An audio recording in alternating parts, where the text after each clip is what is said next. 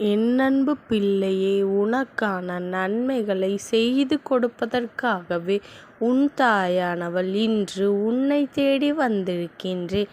நான் இருக்கும் பொழுது நான் தருவதை வேண்டாம் என்று சொல்லிவிடாதே. அதிர்ஷ்டத்தின் வாயிலின் கதவை நீ தொட்டுவிட்டாய். உன் மனதிற்குள் இருக்கின்ற வழிகளை இப்பொழுது நான் முறியடித்துவிட்டு முற்றிலுமாக முடிவுரைக்கு கொண்டு வந்துவிட்டு இனி நடக்கப் போகும் செயலை நானாகவே முன்வந்து இருந்து செயல்படுத்தி கொண்டுதான் இருக்கின்றேன். உன் தடைகளை பார்த்து தானே அங்கு பதற்றம் அடைந்து கொண்டிருக்கின்றாய். என்ன நடக்குமோ என்று எண்ணிக்கொண்டு இருக்கும் வேளையில் எனக்காக என் தாயானவள் இருக்கும் பொழுது அவள் இருந்து கொண்டுதான் நடப்பதை பற்றி எல்லாம் மனம் தளரக்கூடாது என்பதில் தெளிவாக நம்பிக்கை வைத்து கொண்டு உன்னை பற்றி மற்றவர்கள் என்ன நினைக்கின்றாரோ என்பதை விட உன்னை அங்கு பிரிந்தவர் எந்த நிலையில் இருக்கின்றார் என்று தானே உன் மனதிற்குள் எண்ணத்தை வளர்த்து கொண்டு இருக்கின்றாய். என் குழந்தையே, நீ அதிர்ஷ்டத்தின் வாயிலில் தொட்டுவிட்டாய். உன் மனதிற்குள் இருக்கின்ற வழிகளை இப்பொழுது நான் முறியடித்து விட்டேன். என் குழந்தையே, நீ எதற்காகவும் கவலைப்படாதே. இந்த நிலையில் இருக்கின்றார் என்று நான் உன் எண்ணத்தை வளர்த்து கொண்டே இருந்தாய்.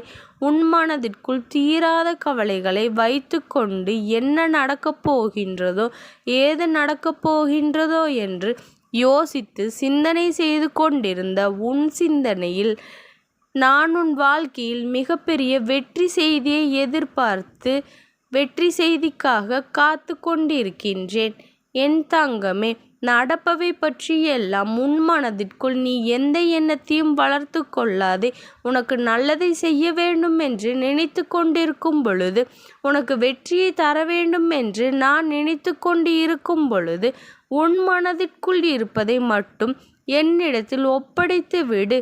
உனக்கு எதை எப்படி செய்தால் நீ சந்தோஷப்பட்டு கொள்வாய், அதை அப்படியே தருவதற்குத்தானே இங்கு வந்து கொண்டிருக்கின்றேன். இனி வருகின்ற காலங்கள் எல்லாம் உனக்கு நன்மை உடையதாக வந்து சேரப்போகின்றது. இவ்வளவு காலத்திற்கு இப்படி யோசித்து யோசித்து உன் மன நிம்மதியை கெடுத்து கொண்டு இருக்காதே. உன்னை பிரிந்தவர் அப்படி இருந்து கொண்டு இருப்பாராம். என்னுடைய நினைவுகள் அவருக்கு இல்லையாம் என்றுதானே யோசனை செய்து கொண்டிருக்கின்றார். என் குழந்தையே, அந்த யோசனைகளுக்கெல்லாம் பதில் சொல்லும் விதமாக விடை கொடுக்கும் தருணமாகத்தான் இந்த அம்மா உன்னை தேடி வந்திருக்கின்றேன். உன் மனதில் இருக்கின்ற கஷ்டங்கள் இது வேறு யாரிடமும் உன்னால் புலம்பிக் கொள்ள முடியுமா? இந்த அம்மாவிடம் மட்டும்தான் உன் புலம்பல்களை தந்துவிடு என்று சொல்லி இருக்கின்றேன். அதற்கு பிறகும் சற்றும் யோசிக்காதே. நடப்பது என்னவாக வேண்டுமானாலும் இருக்கட்டும், நல்லது மட்டும்தான் எனக்கு என் அம்மா தருவாள் என்று உறுதியாக இரு. என் குழந்தையே, உன்னுடைய ஒவ்வொரு சூழ்நிலையும் பார்த்து நான் செய்து கொண்டிருக்கும் பொழுது உன்னுடைய ஒவ்வொரு நிலைமையையும் நான் பார்த்து பார்த்து செதுக்கிக் கொண்டிருக்கும் பொழுது நீ எதற்காக கவலைப்படுகின்றாய்? என் குழந்தையே, கேள்விகளை எழுப்பி முறையிட்டு கொண்டிருக்கின்றாய். சில சமயத்தில் வீணாக விவாதங்கள் என்று தெரிந்துவிட்ட பிறகும் இதிலிருந்து எப்படி கடந்துவிடப் போகின்றாய், இதிலிருந்து எப்படி கடந்து வரப்போகின்றாய் என்று நீ யோசித்து கொண்டிருக்கும் பொழுது உன் கவலைகள் பெரிதாகி கொண்டே இருக்கும். ஒன்று எதிர்பார்ப்புகளுக்கெல்லாம் மற்றொன்று உன்னை சூழ்ந்து உன்னை நிலை தெரியாமல் அங்கு தள்ளிவிடும். தெரியாமல் அங்கு என்னமோ செய்து விடுகின்றாய். இவ்வளவு தடைகள் இருக்கும் பொழுது எனக்கு அப்படியென்றால் இந்த வாழ்க்கையே வேண்டாம் என்று நினைக்க வேண்டாம். என் குழந்தையே, நான் உன்னை விட்டு பிரிந்தவர் முன்னிலையில் உன் வாழ்க்கையை உயர்த்தி எப்படியாவது உனக்கு காண்பிக்க வேண்டும் என்பதற்காகத்தான் வந்து கொண்டிருக்கின்றேன். அதன் பிறகு எதற்காக என் குழந்தை சற்றும் யோசித்து உன் மன நிம்மதியை நீ கெடுக்கும்படியான செயல்களில் ஈடுபட்டு கொண்டே இருக்கின்றாய். என்ன வேண்டுமானாலும் சொல்லிவிட்டு போகட்டும். யார் என்ன வேண்டுமானாலும் சொல்லட்டும். ஒரு விமர்சனங்களை பற்றி எல்லாம் நீ கலங்காதே.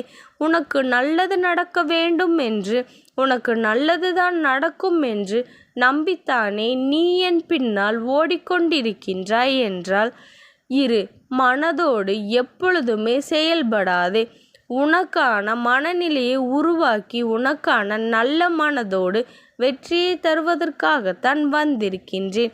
உனக்காக ஒரு அவசர செய்தியை இன்று அம்மா நான் கொண்டு வந்துள்ளேன். நீ நினைத்து கொண்டிருக்கின்ற இந்த நேரத்தில் உன் அம்மா உனக்கான செய்தி என்னவென்பதை தெளிவாக சொல்கின்றேன். என் குழந்தையே, இதை கேட்கும்போது நிச்சயமாக உன் கண்களிலிருந்து கண்ணீர் வருவதை யாராலும் தடுத்து நிறுத்த முடியாது. ஏனென்றால் என் பிள்ளை, அந்த அளவிற்கு மனவேதனையில் நீ இருந்து கொண்டிருக்கின்றாய். ஒருவர் உனக்கு கொடுத்த வேதனை இன்று என் பிள்ளை நீ அனுபவித்து கொண்டிருக்கின்ற இந்த கஷ்டத்தில் காரணம் எல்லாம் முன்னிலையில் உன்னை அவமானப்படுத்துவதற்காக அந்த உறவு என்றோ திட்டங்களை தீட்டிக் கொண்டிருக்கின்றது, செயல்படுத்தியும் இருக்கின்றது. நீயும் வெள்ளந்தி போல இருந்து கொண்டு மற்ற விஷயங்களை பற்றி எதிலும் தலையிடாமல் மற்றவர்களை பற்றி கவலைப்படாமல் இருந்ததனால் இன்று அவர்கள் கொடுத்த அந்த ஏமாற்றத்தினை நீ எளிதாக சந்தித்து விட்டாய். இவர்கள் எல்லாம் எப்படி செய்வார்கள் என்ற எண்ணம் ஒரு பொழுதும் மனதில் கிடையாது.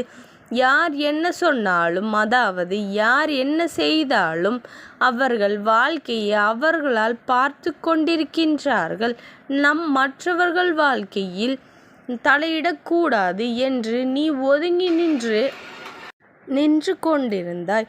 யார் என்ன செய்தாலும் அவர்களை பற்றி சற்றும் நீ எந்த விதமான செயல்களையும் ஒரு பொழுதும் எதிர்பார்த்து செய்ய நினைத்தது கிடையாது. அவர்கள் செய்தது அவரவர்களுக்கு வந்து சேரும் என்பதில் உனக்கு அத்தனை பெரிய நம்பிக்கை. அதனால் அவர்கள் செய்வதை செய்துவிட்டு போகட்டும், வாழ்க்கையை நாம் பார்ப்போம் என்று இருந்து கொண்டிருந்த என் பிள்ளை, பொது விஷயத்தை உன்னுடைய தலையீடு அதிகமாக இருந்ததனால் அந்த பொது காரியத்தில் இருந்து நீ நேர்மறையாக அவர்களை பிடிக்காமல் இருந்து உன்னை விலக்கி வைப்பதற்காக எல்லா செயல்களையும் செய்ய தொடங்கினார்.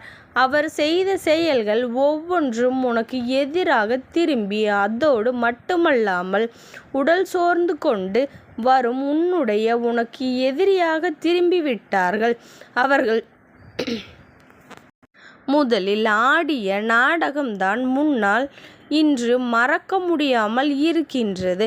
ஒருவரை அவருக்கு எதிரியாக செயல்படுவது போல தூண்டிவிட்டு நீ அவருக்கு துணையாக நிற்பது போல மற்றவர்கள் முன்னிலையில் காட்டிக் கொடுத்ததோடு இருவரும் மட்டுமல்லாமல் இன்று அவர்கள் ஒன்று சேர்ந்து உன்னை விலக்கி வைத்தார்கள்.